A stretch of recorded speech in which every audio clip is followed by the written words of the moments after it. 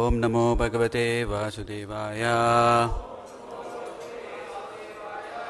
Reading from Srimad Bhagavatam, Canto number 1, chapter number 15, entitled The Pandavas Retired Timely, text number 46. Te sadhu kruta sarvartha gnatva chantikam atmanah manasa dharayamasur Vaikunta Charanambujam. Translation and purport by His Divine Grace Abhay Charana Aravinda Bhaktivedanta Swami Srila Prabhupada ki jai. They all had performed all the principles of religion and as a result rightly decided that the lotus feet of the Lord Krishna, of Lord Sri Krishna, are the supreme goal of all. Therefore, they meditated upon his feet without interruption. Purport by Srila Prabhupada.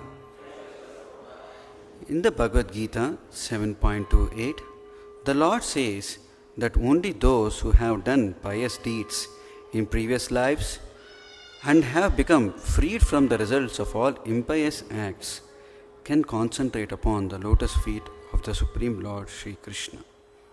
The Pandavas, not only in this life but also in their previous lives, had always performed the supreme pious work, and thus they are ever free from all the reactions of impious work. It is quite reasonable, therefore, that they concentrated their minds upon the lotus feet of the Supreme Lord Sri Krishna.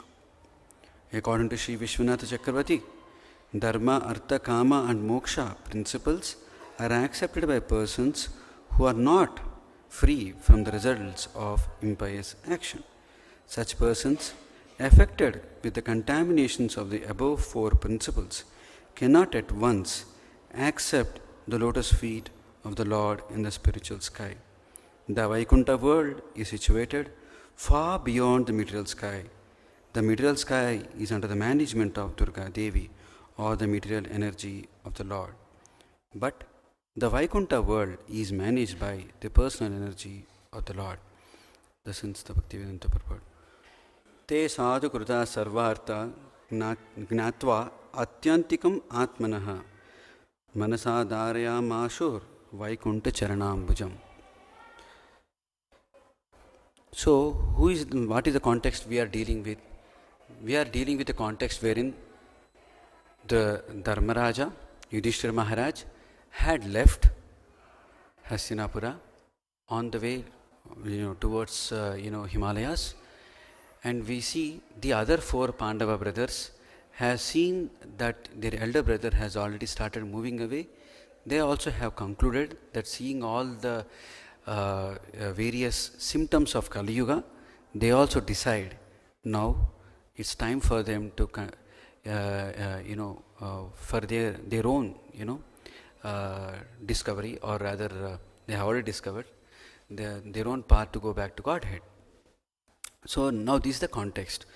So here the Bhagavatam uses wonderful words, and Prabhupada also translates these words in a most appropriate way. Te sarvartha sadhu kruta. Te sarvartha gnatva. The Pandavas, the other four brothers, they have understood sarvartha gnatva. Sarvartha means what? That which includes everything worthy. Te sarvartha gnatva. They have understood everything which is worthiful. And what did they do? Sadhu kruta. They have performed everything which is worthy of a sadhu. Their every act, the act of the Pandavas, every act is that of a sadhu kruta. They may be belonging to the kingly order. They might have fought a grievous battle, the Mahabharata. They might have done apparently many things. Krishna told them to tell a lie, they told a lie. Right? So Krishna told Arjuna to slay Karna even though he is unarmed. He is not ready. But despite all of those things, they did everything, whatever they did is called as sadhukrita. Te sarvartha gnatva, and they have done sadhukrita. They have done all the things which a sadhu has done. Throughout their lives, They performed dharma perfectly. So then what did they do now? Atyantikam atmanaha. Atyantikam. They understood what is the ultimate. We heard in the 6th chapter of 20th verse in the Bhagavad Gita, Sukham atyantikam yattat buddhigrahyam atindriyam veti yatta chavayam sitam satve. So that verse talks about the samadhi stage. In Prabhupada uses in that purport the Patanjali Yoga Sutras. He quotes the last Yoga Sutra of the Patanjali Rishis, wherein he says this is the this is the situation a yogi achieves at the stage of samadhi. I'll just read that verse. Sukham atyantikam yattat buddhigrahyam atindriyam veti yatra chayvayam sidascharati tattvataha. Okay. The stage of perfection is called trance or samadhi when one's mind is completely restrained from material mental activities by practice of yoga. Now what is this? This is characterized by one's ability to see the self by pure mind and to relish and rejoice in the self. In that joyous stage, atyantikam sukham, one is situated in boundless transcendental happiness and enjoys himself through transcendental senses. So, they have understood the summary of all sarvartha, and then they have performed all the acts which a sadhu has to do, and then they have also understood where they can get the atyantikam sukham. The atyantikam sukham can be obtained by just dharaya masa manasa, just sustaining the mind. Dharya, the word dharana dhyana samadhi. Right? We heard that in the Ashtanga Yoga, the sixth stage is the dharana dhyana samadhi. So when the dharana becomes further, it comes to dhyana, and further it goes into samadhi. So here Prabhupada says the word atyantikam. So Bhagavatam says the word atyantikam. So the Pandavas, they have already come to the stage of atyantikam sukham. So what did they do when they have got into the atyantikam sukham? They did manasa dharayamasa. They have just sustained the mind on what? Vaikunta charanambujam. Vaikunta is who? What is Vaikunta? No anxiety. Vigatah kunta Vaikunta. There where there is no anxiety at all. So that's a place called as Vaikunta. So Lord of Vaikunta is Vaikunta. Okay, that is Lord Sri Krishna. Sri Krishna is the Lord of Vaikunta. So Vaikunta Charanambujam. They just focused their mind on what? On the lotus feet of Lord Sri Krishna. Because that is the source of Atyantikam Sukham. And that is the source of ultimate, samadhi. Prabhupada quotes that if one reads this 6.20 chapter, that verse, Prabhupada quotes the Patanjali Rishi's Yoga Sutras, wherein Patanjali Rishi says that once somebody reaches the stage of samadhi, there they get ultimate happiness. That ultimate happiness, Pandavas have already achieved it. Not by just going to the Himalayas and then doing some meditation or tapasya like that. They were doing this day in, day out, even before leaving this kingly roles. Okay? So, how do we understand that? The word sadhukruta is very important here. We'll just read that word meaning of that sadhukruta, because Prabhupada also gives very interesting meanings to these words. Sadhukruta means having performed everything worthy of a saint. Who is a sadhu? Who is a sadhu? Where is the word sadhu defined in Bhagavad Gita? Okay, that is for the protection of sadhus. Where is the word sadhu defined by Krishna in Bhagavad Gita? Yes, Apichet Suduracharo Sadureva Samantavyaha. Where is that verse name? Number 9 chapter? In the 33rd verse it comes.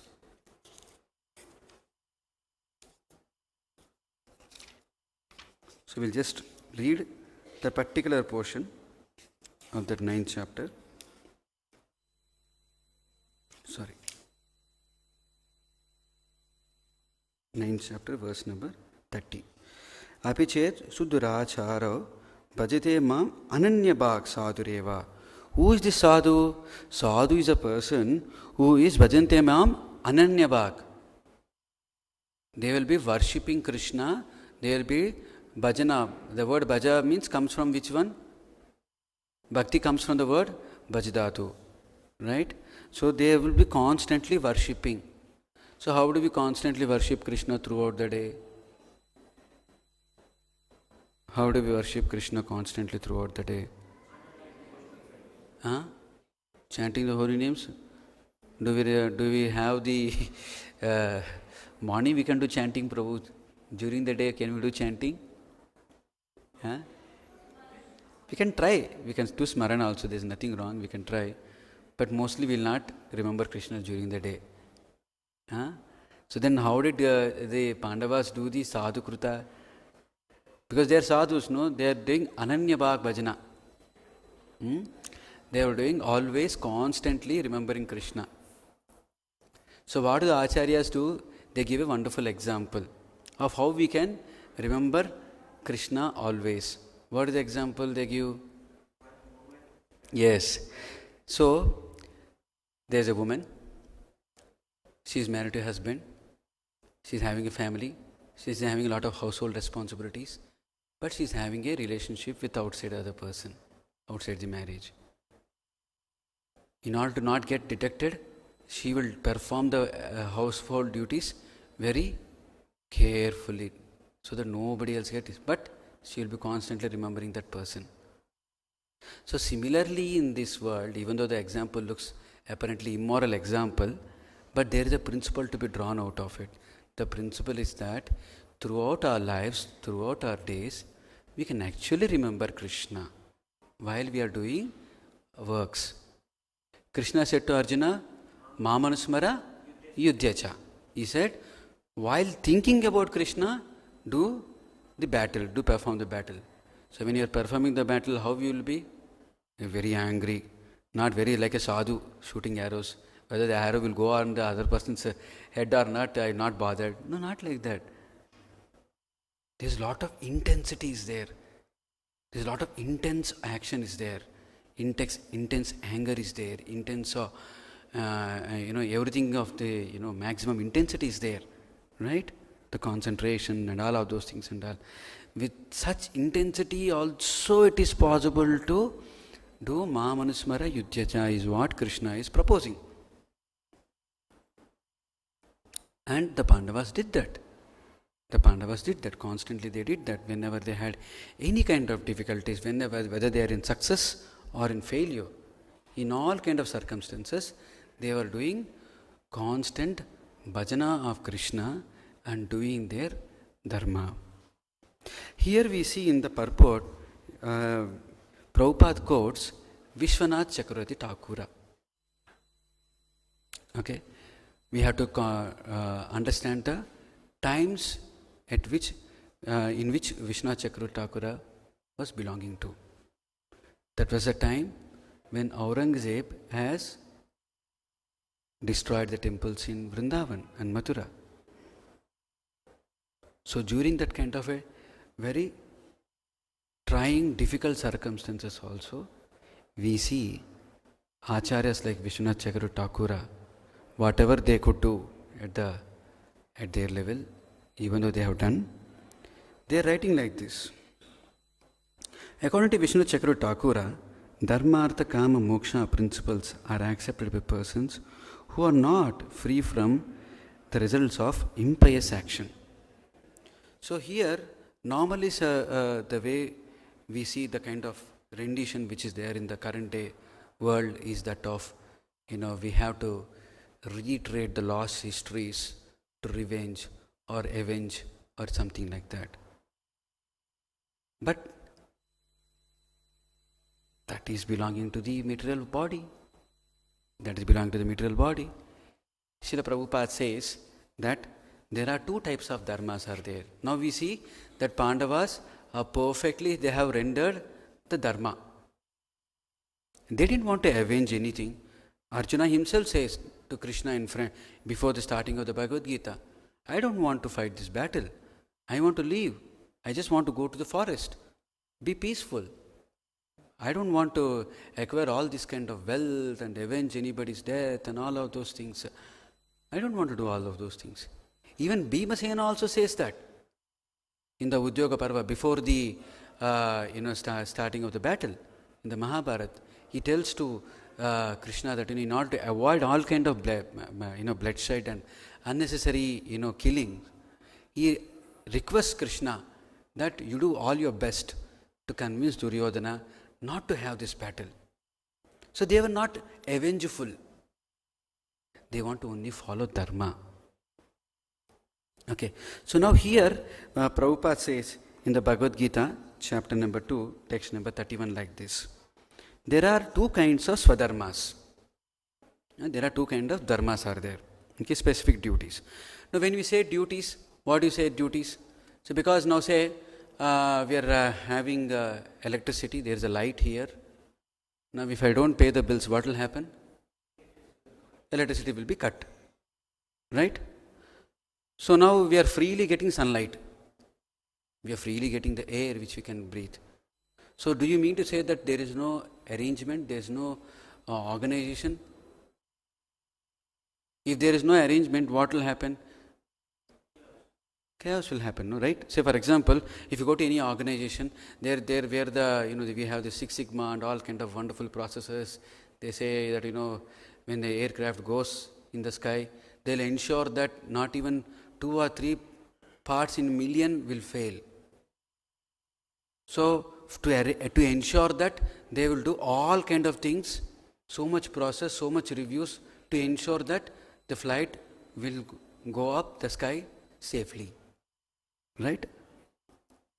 So when we have such a kind of a wonderful process behind a small thing like a flight going in the sky, how can we assume that when we are getting a lot of sunlight, a free air, despite lot of pollution, despite lot of breaking the laws of nature, still we are getting a lot of these things very peacefully. It means there is a wonderful arrangement behind the design of this world, right? So when there is a design, so there is a designer, so then there is a intent also. Now here we saw that now if I stop paying the electricity bills, what will happen? Power will get cut. If I stop paying the water bill, water will not come to my home, right? So similarly, there is some thing which I have to do so that my loans or my payments, due payments are done to the devatas who are actually giving this free supply of various things, light, air, water and all of those things.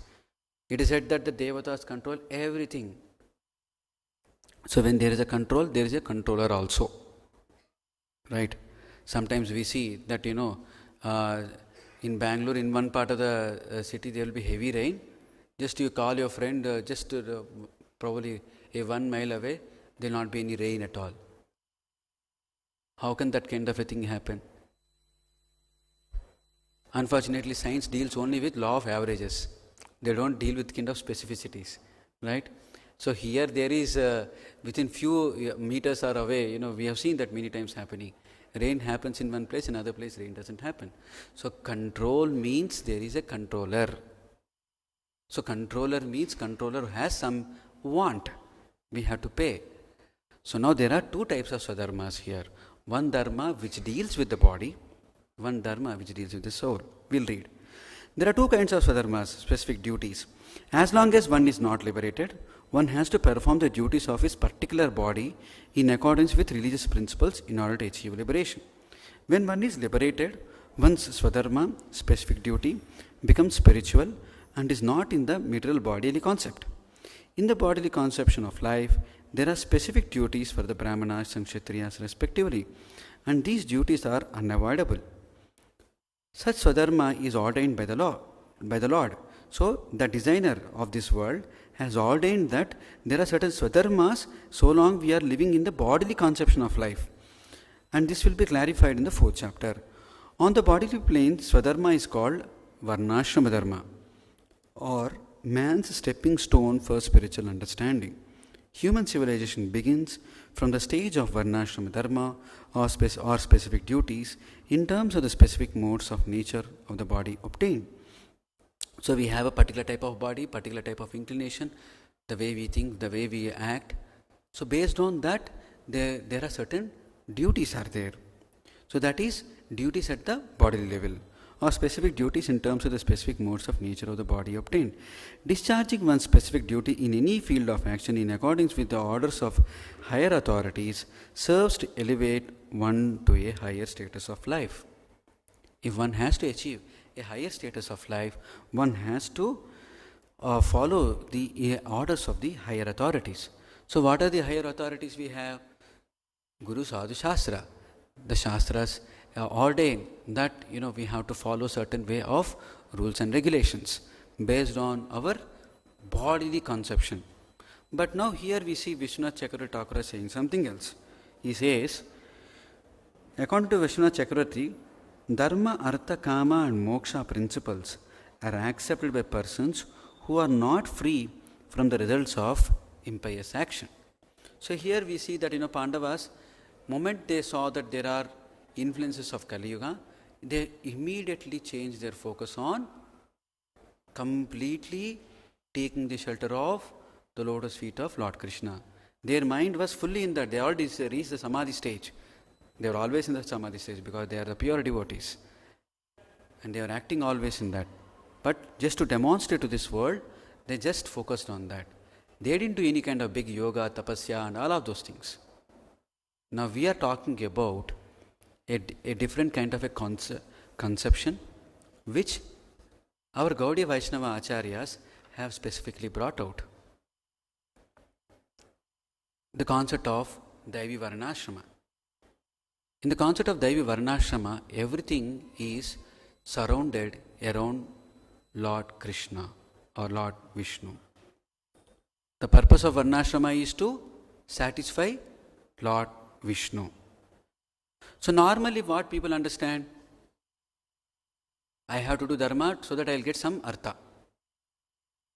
And when I get that artha, what I will do? I will enjoy myself. Kama.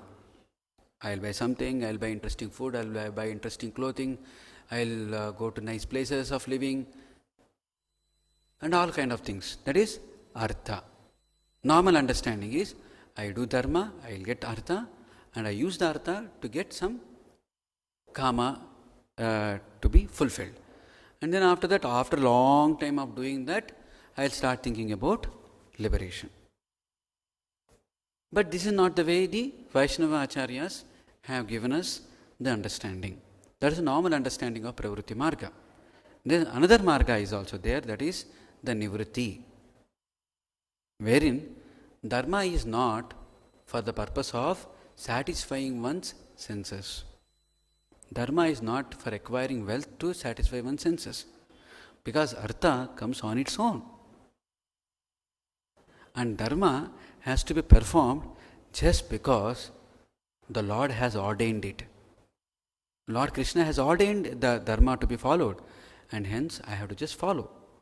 So dharma is not for the purpose of artha, and artha is not for the purpose of kama. Artha, okay, you acquired artha, what are you going to do artha for? Artha also has to be used for what? In the service of Lord Krishna. Because what is artha? What is artha? It is also another form of material energy. All energies belong to the energetic. So these energies have to be utilized in the service of Lord Krishna, who is the owner of all the energies. So here next we come to the beautiful word called as sarvartha. Next word is the word sarvartha, that which includes everything worthy. So generally, what is the understanding of the word artha? One's own benefit.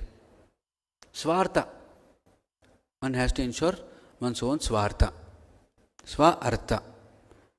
So here the word used is sarvartha and swartha. Krishna is the source of all sarvartha. So they have understood that sarvartha gnatva, that which includes everything worthy, any worthiful action. I'm not really talking about just only acquiring wealth. Any kind of worthiful action. Some people, they are like artists. They are not bothered about money. They just love the art. That also, sarvartha. There is some worthy action, right? Every worthy action. Okay. What they have known, what they have understood, that every sarvartha gnatva, what did they understood? For every action, for every worthy action, the real thing is ultimate happiness can be achieved only if the sarvartha is performed in Krishna consciousness. Right? So normally the understanding is artha is for my own benefit. But what does Prahlad Maharaj say? Nate vidu svardhagatim hi Vishnu. Generally people do not understand that nate viduhu, they don't know. Te, the word te is they, Nate viduhu svardhagatim hi Vishnu. They don't understand that their real swartha. So what is swartha? Means, we all know, right? In all our daily lives, we see a lot of people very selfish. Swartha means selfish. What is real selfishness? They don't know. People don't know that real selfishness is Lord Vishnu. Nate vidu svardhagatim hi Vishnu. So, Pandavas have understood. Pandavas are no ordinary souls. They used to have Lord Krishna in their house. In one place, when Narad Rishi was glorifying the position of Prahlad Maharaj and he was telling the entire Narsimha Leela, so at the end of the whole thing, Yudhishthira Maharaj says, oh, such a great devotee is Prahlad Maharaj, that he got Lord himself to protect him, and all of those things he was glorifying. And so look at we are simple householders, simply stuck up in this business of acquiring wealth and all of those things like that. He was, feeling himself about himself like that in a humble manner. But then Narada says, he was wondering, what are you? You are not ordinary kings. In your house, who is coming? Krishna is coming. The Supreme Personality of Godhead, Krishna is coming. When Yudhishthira Maharaj wanted to declare the supremacy of Lord Krishna to the entire world, and he performed the Rajasuya Yagna, and just to ensure that Krishna will be glorified as the best person, what is the service Krishna has taken? Krishna had taken the service of washing the feet of the guests who are coming to the Rajasuya Yagna sacrifice. So each one is competing. The devotee is competing and Krishna is also competing. Who will be more humble? Right? So Yudhishthira Maharaj is such a wonderful devotee. He does so wonderful service that Krishna feels so obligated to him that he is doing such a kind of a menial service. So Narad Muni glorifies Yudhishthira, saying that you are no ordinary souls. So they have understood that the real interest at the individual level and even at societal level. Prabhupada says, there is a wonderful lecture is there Prabhupada has given in the Los Angeles in 1973 in December 23rd, a lecture on this particular verse. We can go through that lecture where Prabhupada talks about individual interest and general interest. Individual interest is what? There he proved that individual interest is still Krishna. And what is general interest? Generally what people will do, some politicians will come and they promise so many things. And to all the people, they will give some free cylinders, free this, free that. So many things they will give free. They promise so many things. And hearing those promises, they think that is their swartha. What the common population do? they'll vote for the politicians. And and after getting voted, politicians, what they'll ensure? They'll ensure that they'll not get.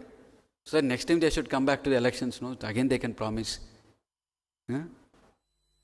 So even at the highest level, in the general population level also, if actually people are told their dharma is Svardhagatim Vishnu, and they need not be so much worried about artha and kama, because they anyway come. They come on their own. The karma comes on its own, and we will be able to enjoy, because the Lord is the center of the Vasudeva Kutumbam. He is the Lord, He is the center of the family of the entire world. He can give everything which is a person needs. So that's what happened when Yudhishthira Maharaj was ruling. There was no want at all. Everything they are getting it profusely. So that's what we can actually see from this Sarvartha, that general interest is that, normal people will think that, if I get something for my food, for my shelter, roti kapda makan, that is sufficient. But then Prabhupada says that is like that of an animal. Even an animal also thinks like that. But what is the difference between an animal and a human being? The difference is that animal doesn't have dharma. Human beings have dharma. So if human beings have dharma and they do not bother about eating, sleeping and mating and defending, like the way the animals, their primary focus is that, what is that humans have to do? They have to do about dharma, about religious principles. So Prabhupada says a very interesting portion in the purport of Srimad Bhagavatam. He explains that, how this Varnashrama system is so constituted that one actually renders it with austerities. I will read this. And he says that now any form of religious principle, be it Christianity, Buddhism or Islam or Hinduism or whatever. So Prabhupada explains certain basic principle, basic construct. Any form of religious principles in which the followers are trained to pursue the vow of celibacy is good for the human being, because only those who are trained in that way can end the miserable life of material existence. So the importance of vow of celibacy. The principles of nirvana as recommended by Lord Buddha are also meant for ending the miserable life of material existence. And this process in the highest degree is recommended here in the Srimad Bhagavatam with clear perception of ideal perfection.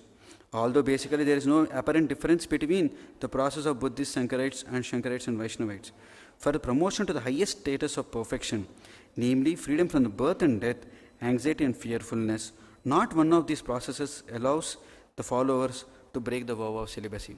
From the point of view of celibacy and the vow of celibacy, Prabhupada is saying that apparently there is no much difference in the many religious principles which are there in this world today.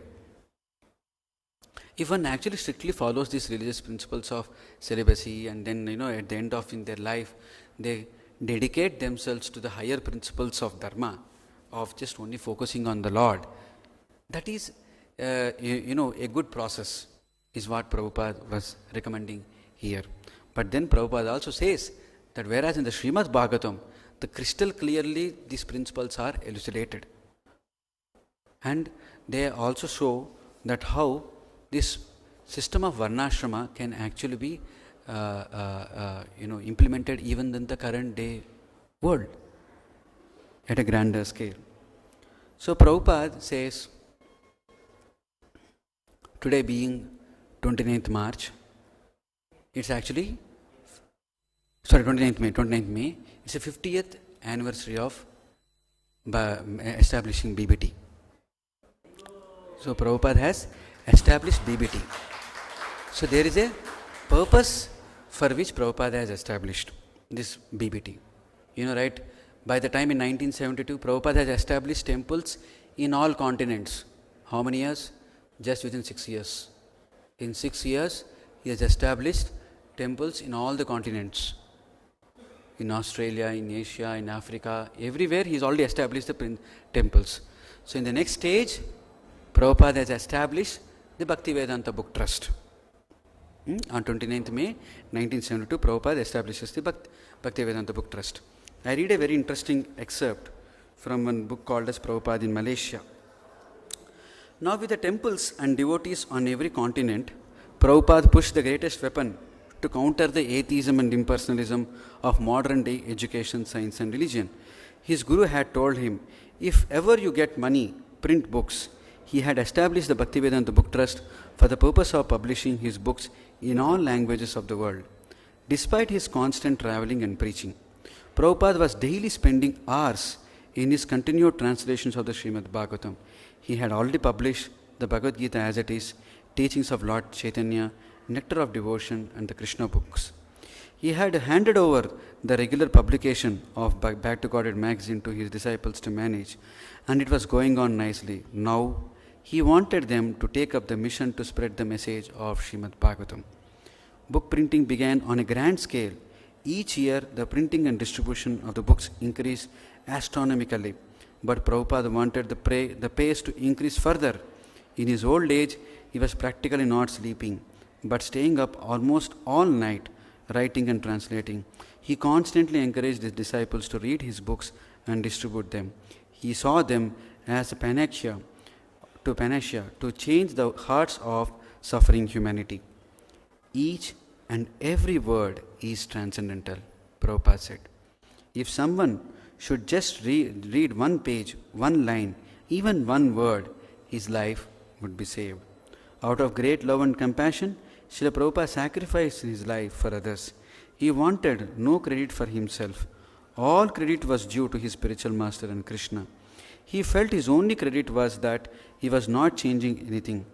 Others write books on philosophy, religion, and science full of, in my opinion, maybe, I think, probably, or perhaps, self-centered theories of no lasting value, mental speculations, causing more disturbance in the world.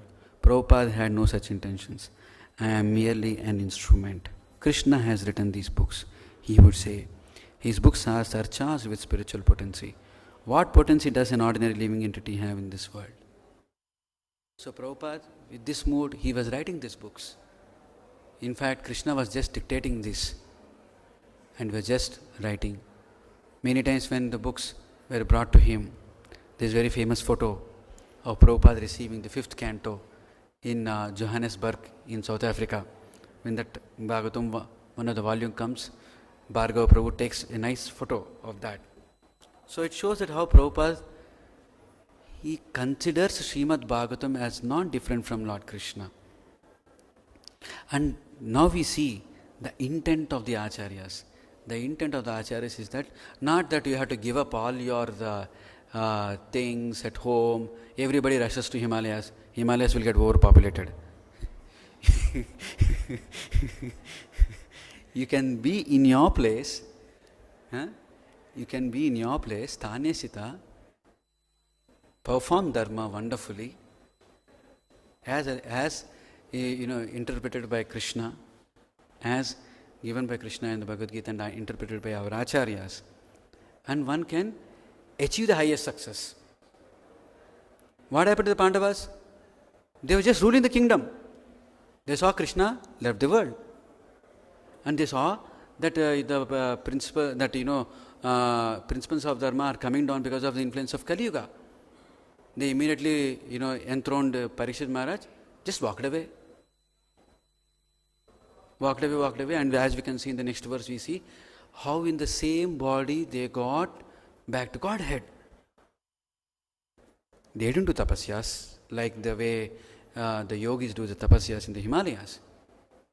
So this is what exactly the Acharyas wanted, that entire society can be elevated through this method.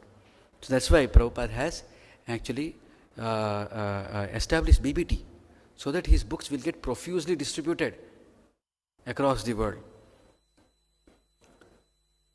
So, once the same devotee, this Bhargava Prabhu was in Paris. He was taking a lot of photos of Srila Prabhupada, so that he is a Prabhupada's photographer. Okay, that was his service. So this he recollects. He says like this: another time we were walking in Paris When Prabhupada turned to the devotees and said with a serious tone, I want you to all become Krishna conscious philosophers and to defeat the rascal philosophers and scientists.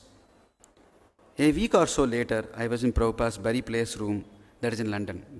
This happened in Paris. This is in Bury Place in London.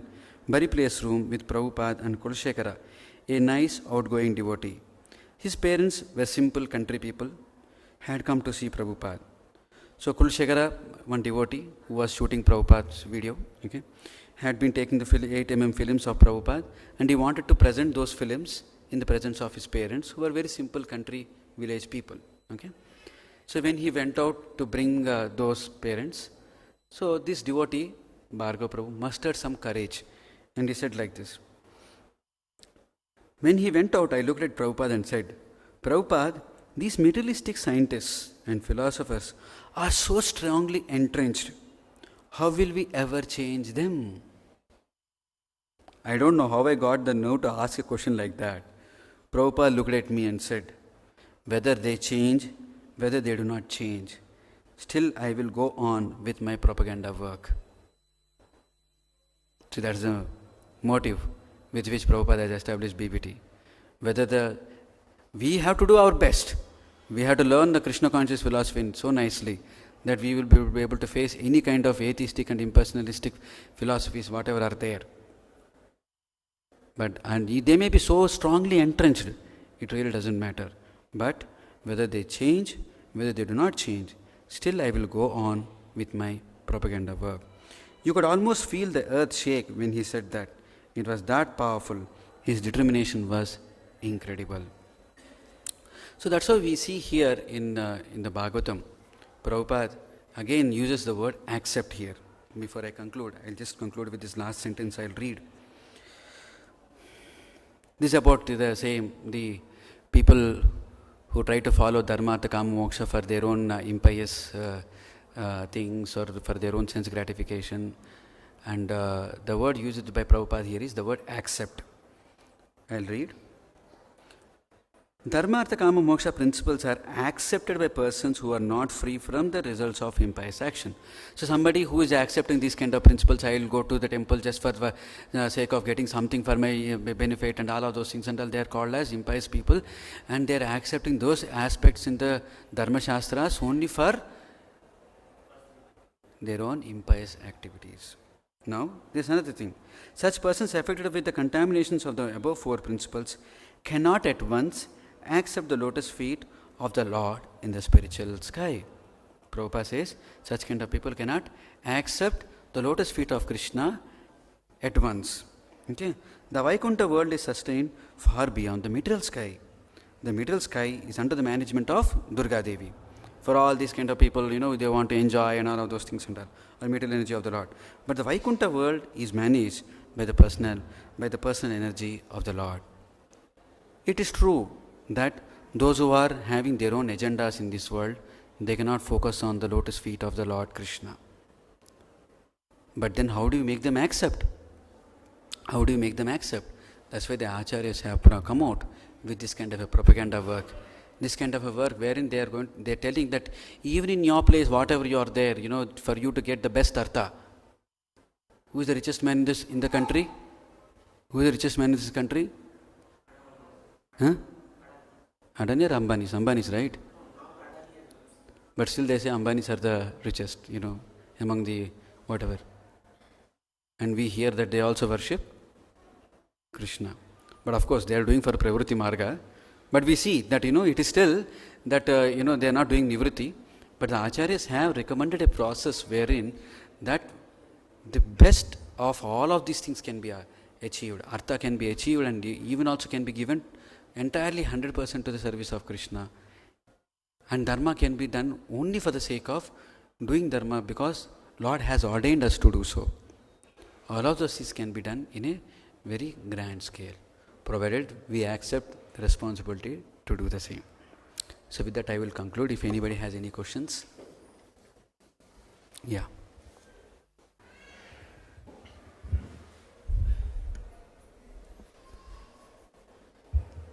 Hare Krishna Prabhu. Yeah. So, according to Varnashrama Dharma, Prabhu, there are 4 ashramas now. In Kali Yuga, we have seen brahmacharis, grihasthas, and sannyasis also. But is vanaprastha is it outdated? Because it looks like it's difficult to follow vanaprastha ashrama. Like, does it mean that we can't follow, or is there any other way to follow vanaprastha ashrama? Okay.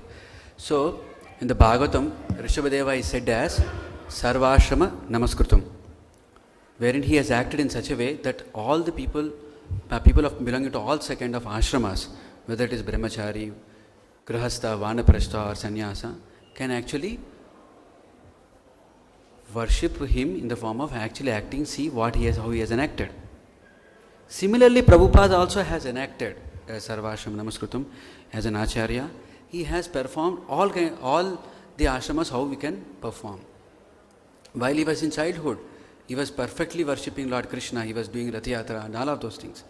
In his married life, in his grihastha life, he was continuously trying to preach Krishna consciousness.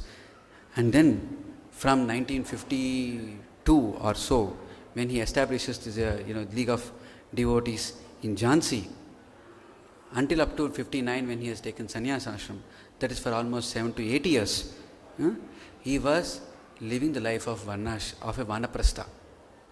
He was living in Vrindavan. He was writing many of those, wonderful poems. He was doing bhajana. So, it is not that vanaprastha is out of place. Vanaprastha also can be, done even in this Kali Yuga. Prabhupada has demonstrated that. Yeah. Hare Krishna Prabhu, in the entire Bhagavatam, Maharaj Parikshit was very fortunate. He knew 7 days are there. He left his kingdom, did everything and went and heard from Sukadeva Goswami. But in our case, we don't know when the last moment will come. Yes. And it is said, Antasame Smriti Narayana. Correct. So for us, how it does work? Because timely Pandavas could retire. But in our case, we don't know what will happen next because Padam Padam Vipada. So what do you suggest, Prabhu? Yes. While the Shastras have told Padam Padam Yadvipadam and all of those things, they also have given the principles how to live a life around the Shastras. Yes, Prabhu. Right. So, we have to try to understand and appreciate those principles and try to implement it in our life as much as possible. This is not like 0-1 logic, okay, wherein whether I have followed all the rules of the Shastras or not followed the rules of Shastras. It's not 0-1 logic. There are different shades of grey. We have to keep progressing towards 100% following the Shastras. That's the direction in which we have to work on. Yes, Prabhu. Yeah. Thank you, Prabhu. Yeah, questions? Okay. Srila Prabhupada ki jai, Srimad Bhagavatam ki jai.